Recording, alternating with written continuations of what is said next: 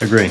Next one is maybe the biggest popcorn match of the first round on the women's side. Eva, you one's going to be watching that. Two besties. Yeah, exactly. I am going to take Jovic. I mean, Jovic could lose first round and second round, and I have her in the fourth round.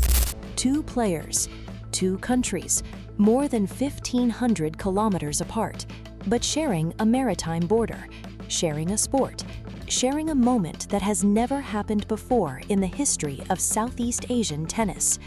Alexandra Eala, Philippines, world number 38, the first player from her country ever ranked in the top 50. Janice Tjen, Indonesia, world number 36 at her peak, the first Indonesian woman ranked in the top 50 since Yayuk Basuki in 1998. Both of them at Roland Garros at the same time in the main draw as top 50 players. That has never happened before. The tennis world saw two players. Southeast Asia saw something else entirely. And nobody in the English language tennis media stopped to explain what that actually means. Until today. Here is why this moment is bigger than the draw. Roland Garros is the most tradition-bound Grand Slam on earth. It is a tournament that has been dominated for most of its 125-year history by players from Europe, the Americas, and Australia. Southeast Asia had never placed two players simultaneously in the top 50 before this season. Not in the Open era, not in the 1990s when Yayuk Basuki was at her peak, not when Li Na won this tournament in 2011 and opened the door for East Asian tennis. Not ever. Eala and Tjen walking into Roland Garros 2026 as top 50 players, both in the main draw, both representing countries with almost no professional tennis infrastructure, is a historic first. The Roland Garros official website confirmed it themselves in their pre-tournament feature. Eala Tjen usher in new wave of CE talent. That is not a headline a Grand Slam writes for minor players. That is a recognition that something structural in the sport has shifted. This is the story every tennis channel should be covering, and almost none of them are. Let's start with what the Roland Garros official feature, published May 13, 2026, written by journalist Reem Abouleil, confirmed. Eala's rise over the past 14 months has been one of the most dramatic in women's tennis. She went from world number 140 as a wildcard at the 2025 Miami Open to the semi-finals that week, beating 3 Grand Slam champions. She made her first WTA final 3 months later at Eastbourne. She won a WTA 125 level title in Guadalajara in September. She kicked off 2026 with a run to the Auckland semifinals that earned her a spot in the top 50, the first time a Filipino player had ever achieved that. Tjen's trajectory runs parallel and is just as remarkable. Ranked 372 in the world 12 months before Roland Garros 2026. Then, career high 36 in the world in February 2026, the highest-ranked Indonesian woman since Yayuk Basuki reached the top 20 in 1997 and 1998. Two players, a combined 700-place ranking climb in under 18 months, and both of them reaching the same Grand Slam main draw at the same time. This is the detail that no other channel mentioned. Tjen took the college tennis later than most, and then climbed from outside the top 300 to inside the top 40 in under 2 years. Eala, by contrast, left home at 13 to train at the Rafa Nadal Academy in Mallorca. She won the US Open Junior title in 2022. She has been on tour since she was a teenager. Completely different paths, completely different countries, completely different models for how a Southeast Asian player breaks into the top 50. Both arrived at Roland Garros 2026, on the same day, in the same draw. Agree. Next one is maybe the biggest popcorn match of the first round on the women's side. Eva Jovic versus Eala. Do you think anyone's going to be watching that? Two besties. Yeah. The tennis world's biggest podcast called this match the biggest popcorn match of the first round. And they were right too. It is a great match. But while Andy Roddick and John Wertheim were previewing the Eala Jovic showdown, Janice Tjen was also walking into Roland Garros' main draw for the very first time in her career. Her debut at the French Open as an Indonesian woman. For the first time in 28 years, that sentence is true. And nobody on any major English-language tennis platform covered that as the historic moment it actually is. Here is the word that tells you exactly how powerful this pairing has become.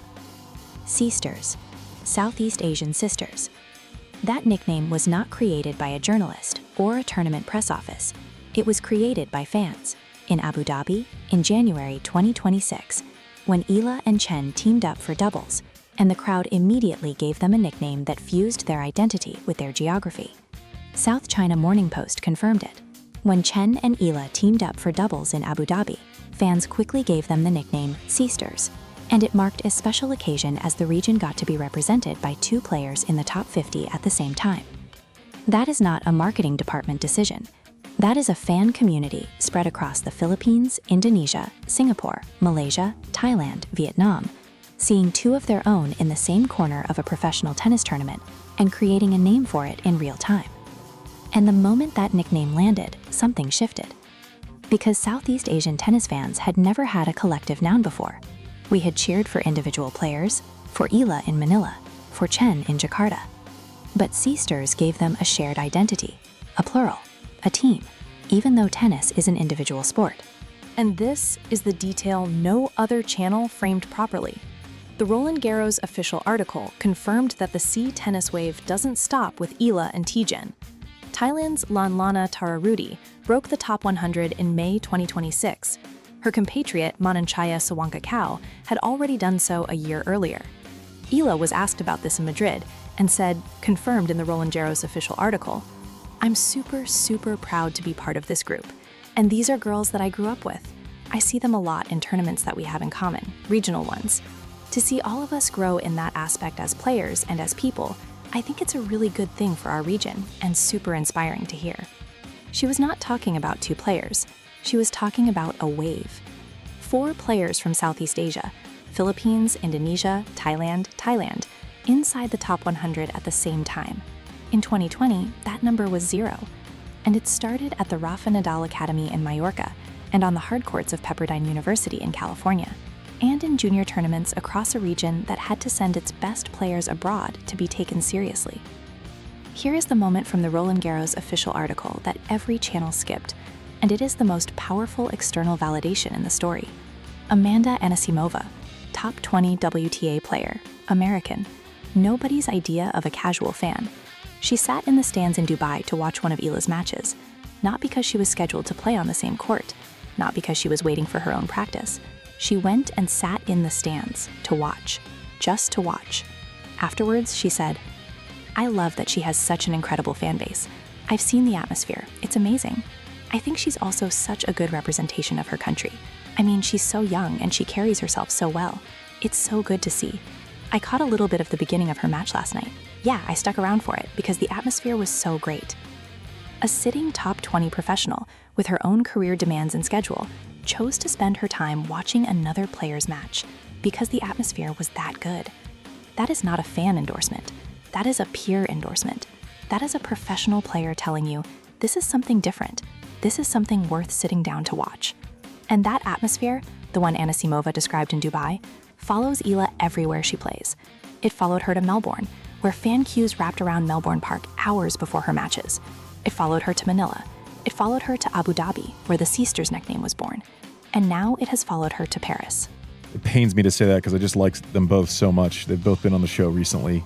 I'm going to go Emma Navarro, Jovic. I'm going Jovic. Andy Roddick picked Javik all the way to the 3rd round and acknowledged she could even reach round 4. He did so while spending 0 seconds on the historic nature of what Eala and Tjen were doing together in that draw. That is not a criticism of Roddick. It is a description of the gap between what the mainstream tennis media covers and what this story actually is. The mainstream tennis media covered the matchup, the friendship, the frenemies angle, the prediction. Nobody covered the geography. Nobody covered the 28-year gap since an Indonesian woman was in the top 50. Nobody covered the 4-player CA Top 100 wave. Nobody covered Tjen's college tennis route to the French Open debut. This video covers all of it. There is one more layer to this story that gets completely ignored in English language coverage. Neither Eala nor Tjen is a natural clay court player. Eala trained at the Rafa Nadal Academy on clay for 8 years, and she still describes herself as someone who is starting to build that relationship with the surface at professional level. As she told Tennis Channel in Rome, "This is my first season where I've really done these higher-level tournaments on clay." Tjen is even newer to clay. She played her very first tour-level matches on clay last month. Her game is inspired by Ash Barty, all angles, variety, and net rushing, which has clay court potential, but the Roland Garros official article confirmed she is still finding her footing on the red dirt. So both players arrive at the most clay specialist Grand Slam on the calendar, having had almost no professional experience on the surface. Both are ranked in the top 50. Both are making history for their countries. And both are doing it while still figuring out how to slide on red clay without falling over. Tjen said it herself, confirmed in the Roland Garros official article. "I know a lot of people have said to me, 'Oh, you're going to be tough on clay. Your game is going to be pretty tough to play against.' But obviously I haven't spent that much time on clay. Even growing up, I didn't get to play on clay that much, so I'm just taking things one at a time. One at a time." That is the SE tennis story in 5 words. One tournament at a time, one ranking milestone at a time, one historic first at a time. And now they are both at Roland Garros. Drop in the comments. By 2028, how many Southeast Asian players are inside the WTA Top 20? And which country produces the first one? Philippines, Indonesia, or Thailand? Here is the take. Eala and Janice Tjen at Roland Garros 2026 is not just a sports story. It is a geography story, an infrastructure story, a story about what happens when 2 players from countries with almost no professional tennis history decide, independently through different routes, to become top 50 players in the same season. Andy Roddick called the Eala-Jovic match the biggest popcorn match of the first round. He was right. But the bigger story is not who wins that match. The bigger story is that for the first time in the history of this tournament, in 125 editions of Roland Garros, 2 players from Southeast Asia are in the main draw as top 50 players at the same time. Yayuk Basuki's last year in the top 50 was 1998. There was no Southeast Asian player in the top 50 for 27 years. And then in the space of one season, one extraordinary, unprecedented season, it became 2. Eala is finding her footing on clay. Tjen is playing her first Roland Garros. The whole weight of 2 nations is in the stands with them. And it is just getting started. Because after Eala and Tjen, there is Tatarudi and Sawangeo from Thailand. There is a wave. The Sisters are at Roland Garros. And the tennis world will never look at Southeast Asia the same way again. You just got the full picture. The 28-year gap since an Indonesian woman was in the top 50. The 4-player CA Top 100 wave that no English language channel tracked. The Abu Dhabi doubles match where fans created the Sisters nickname in real time. Amanda Anisimova sitting in the stands in Dubai because the atmosphere was so extraordinary she couldn't walk away. And the Roland Garros official website calling it themselves, a new wave of C talent. This is the story that was hiding in plain sight. Subscribe now. As Roland Garros runs, I'll be tracking every step Eala and Tjen take through the draw, and what it means for the region every time one of them wins a match. The next video drops the moment either of them advances.